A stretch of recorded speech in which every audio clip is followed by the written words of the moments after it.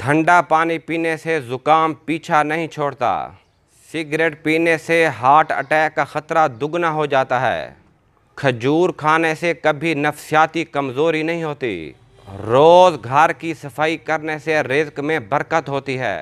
औरत जितना ज़्यादा चुप रहती है उतना ज़्यादा अक्लमंद होती है। जो औरतें ज़्यादा बोलती हैं वो दौलत की लालची होती हैं। जो औरत कम बोले वो दुनिया की बेहतरीन औरतें होती हैं। जो औरतें अल्लाह की दी हुई सूरतें नहीं बिगाड़ती वो असल में औरत कहलाने के लायक है। अच्छी औरत हमेशा सादा तबीयत की होती है। शाम के वक़्त गर्म घी से सर की मालिश करने से दिमाग तेज़ होता है। अगर पानी पीने के 10 मिनट के अंदर पेशाब ना आए तो समझ जाओ कि आपके मसाने में गर्मी है। सुबह नाश्ते के बाद पानी पीने से मोटापा आ जाता है।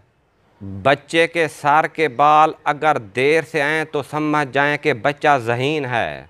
साग का सालन खाने से चेहरे पर खूबसूरती आ जाती है।